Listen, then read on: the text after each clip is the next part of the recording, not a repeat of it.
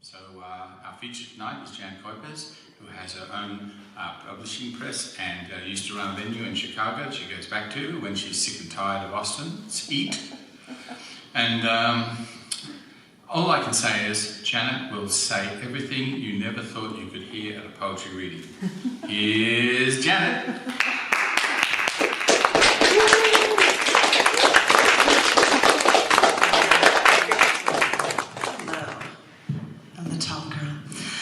I was very excited that I'd be able to come here, and thank you for this opportunity, Tom, because I have 2 new poetry books. I just came back from a trip to Chicago where they bought all of the copies of every event of the year that I had on me, the January through June Volume 1 version of the book, so I only have hard copies to be able to share, though there are links for Amazon for being able to get the book, and I'll have to get one quickly before another open mic can show. And the other one is from a Pharaoh Memes series. You're saying, what are Pharaoh Memes? I don't understand. They're not, it's not a word. If you can be attracted to someone's pheromones, maybe you could be attracted to my words or thoughts or memes. So someone created this book, someone in this room created this word, Pharaoh Memes.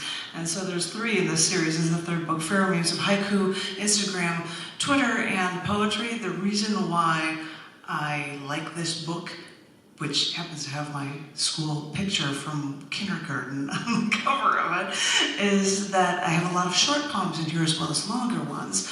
And so if there are Instagram images or they will appear on Twitter or Tumblr or Facebook or whatever, those short poems I'll just randomly pull out. Hey, you've got images that come with them as well, and I will try, as I'm going through this, show those off as well. They also have longer poems, but I wanted to share things from these 2 books with you, but I felt bad that Journeys was the theme that I had chosen, so I figured I should write a couple of Journeys pieces, so I would start one to start the show and one to end the show, and I hope you like them because I wrote them while I was journeying. I was in Chicago at the time, and because I thought a train would be appropriate for this, because our first poem is called Journeys on a Train. You tell me if that volume is good enough just to have some back. Whoops, and then I hit it. Why don't you start that again? Thank you. This first poem is called Journeys on a Train. Traveling across country on a train, I have listened to the rhythmic rock as the engine rolled cars from one state to the next, giving us passengers a sunlit slice of America. Driving out at night to an abandoned road on the outskirts of Austin, Texas, we found train tracks parallel to a quieted road and listened to crickets chirp to their rumbling freight trains. There's rhythmic beauty to the sound of a train rolling down those tracks, from engine noise to the wheels turning on the railroad tracks and that classic clickety-clack noise. To you, a train may give you the feeling that you're going on a big adventure. But to me, the unique sound of the L train, a commuter running a loop in downtown Chicago and then giving passengers rides to every angle of the city to commute, to shop, or to be social. I'm telling you, the L train noise is different from all other trains I know. After leaving Chicago, after being pushed away, coming back and hearing that train truly pulls on my heartstrings, because the train can remind the average Joe of a beautiful adventure, but hearing the L train consoles me and reminds me of being home. What a beautiful journey the train can be, but this one train reminding you of home is a perfect memory.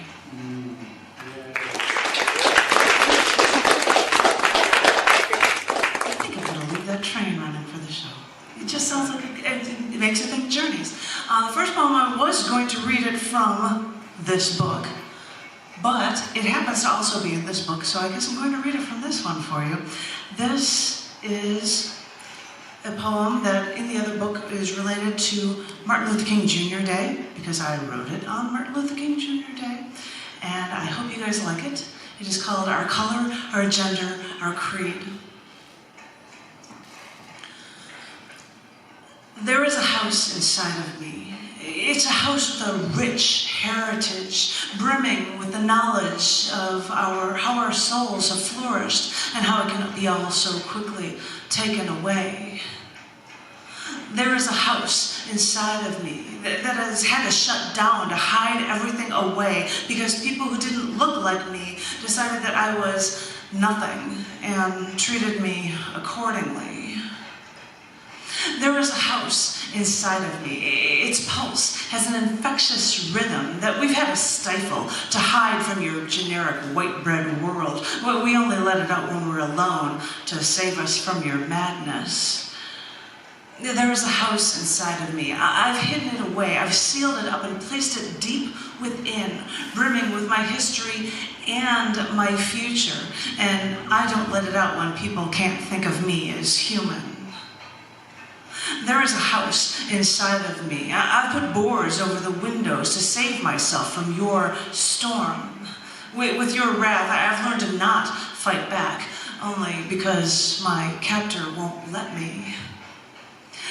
There is a house inside of me, and this house will stand strong even after you have raped me, beaten me, tortured me, tried to kill me, treated me as nothing. But you were so wrong. There's a house inside of me, and what you don't realize is that this house will outlast yours. Trust me. If your house was built on distrust and such blatant disrespect, your house is bound to collapse. Because after all this time, and after my wanting to fight, I've learned that passive resistance is only a part of my story. Because in these struggles, I have gained a wisdom and a connection that is beyond this house inside me, beyond this sharing, this inquisitive mentality.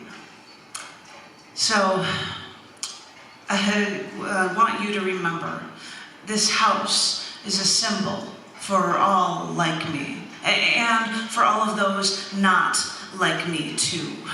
Because I have a dream that everyone who has suffered like this, and even those who have not, should share their stories with all of the world, no matter our color, our race, our gender, our creed. This is my dream, because this is how we truly grow.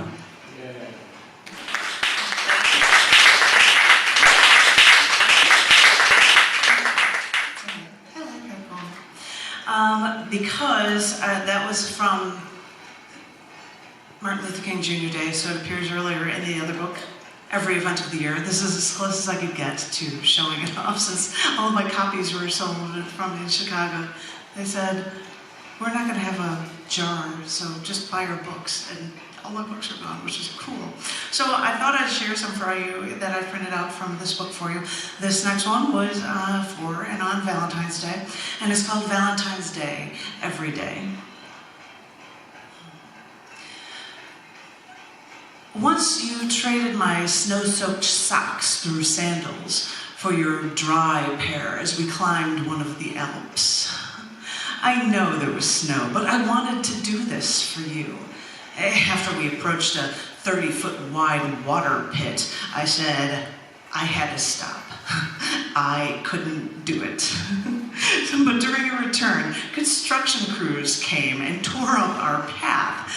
And that is when you picked me up and started carrying me over what my sandals couldn't navigate. Because, yes, I want to do things for you, but I think it's abundantly clear that you want to do things for me too. And I may be the first to say that selfishness is a virtue, but I want you to understand, I want to do things for you because seeing you happy makes me happy. How selfish of me, wanting to see my love happy. So what do I need a Hallmark holiday for in the first place? Why do I need conversation hearts or flowers or chocolates? In fact, after after knowing you for less than 3 weeks one Valentine's Day, you bought me a map because you knew I traveled. And your coworker laughed at you, thought you were a fool.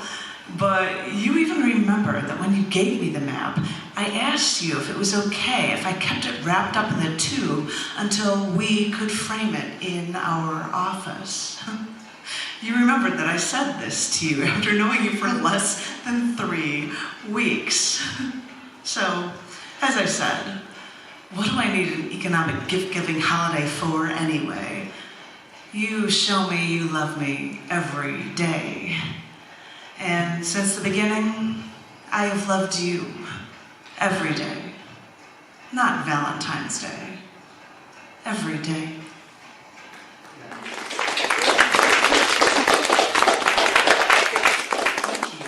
I was going through in order of as the holidays go in this year. I randomly picked them up. And this one was written on March 2nd, as some may know, was Texas Independence Day. And I'm a Chicagoan, so brace yourselves. But this is called Each Trigger Pull. Once I got to the gun range today, I saw that the rifle range was closed and learned that a real estate company is considering buying the land just past the range. So they got an injunction, a court order, to stop the gun range firing guns toward the extended land. I'm not sure if they actually found any expended bullets or casings out there, and as far as I know, no one has bought the land, so they just sit and wait. The way the Republic of Texas waited 9 years to be a part of the United States of America after claiming their independence on March 2nd, which happens to also be the birthday of Sam Houston, who led Texans to victory over Mexico in the Battle of San Jacinto, which may be a reason why Texas here seems to have a stronger attachment to their guns than a lot of other states, because they know too well from their own history how vital it was to embrace these firearms to preserve their lives. That might be something other states in this union have forgotten. We turn a blind eye to violence and think that it'll never touch us, when it is probably lurking just around the corner and no one knows it. So as I sit here,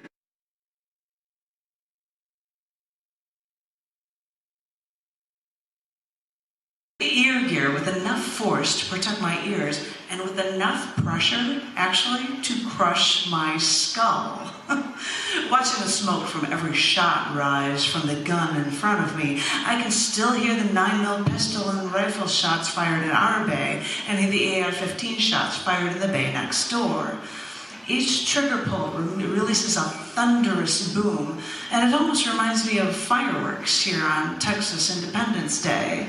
The noise is something that seems so strong, but really, like fireworks, it's only something that reminds me of celebration and celebrating. Yeah. Do you think, how did I connect guns to fireworks? This one is probably for a day, and I don't know what because I don't have the book on me. But this is called, there's probably something about Poetry and Creativity Day, because there's holidays pretty much every day, like crazy holidays things, and so this I think was written for that. And it's called Quilled for Poets. What metaphor should I adhere to? Should I pen metered, rhyming sonnets with my quill to share the town square? Should I wallow in liquor as I pen the ills of our generation for no one who will listen? Should I look over at my cat, arching her back and posing for me because she wants attention more than poets?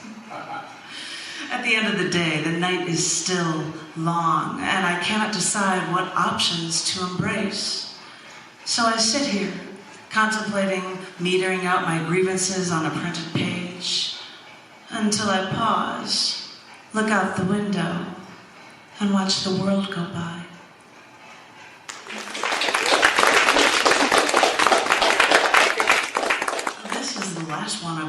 from this book. And yes, I've got another day. This was written on April 8th, which is for a holiday that is on the first Saturday in April. It was written on Tangible Karma Day. Tangible Karma Day. So I wrote Karma and Lollipops. When we were about to check out of our hotel this weekend, a woman at the registry stopped us, handed us 2 embossed bunny lollipops, and said, "Happy Easter." Even though Easter was weeks away, I said thank you and went out for breakfast. When he got coffee and I got orange juice and yogurt, he pointed out the mom seated with her 2 little boys eating. I looked at the lollipops still in my hand, walked over to him and asked if it was okay to give her boys these 2 lollipops. She smiled and said yes to these plastic-wrapped lollipops, but since I thought breakfast might not be the best time for candy, I gave the mother the lollipops, then got the last of my food with my luggage before we got on the road again. People get high and mighty with the phrases, "Do unto others as you would have others do unto you," "You reap what you sow," "What goes around comes around," or even "paying it forward." But these random acts of kindness, this tangible karma, all pretty much amounts to the same basic truth. What you do, the energy you put out into the world, will come back to you. The added bonus for tangible karma is that while doing good for someone else, it makes you feel good too. Because if karma is true and good things come to you because of the good you do, then these insignificant acts of kindness are tangible proof, evidence for exactly what you can do. Because the nice thing with karma is that all that goodness will always come back to you.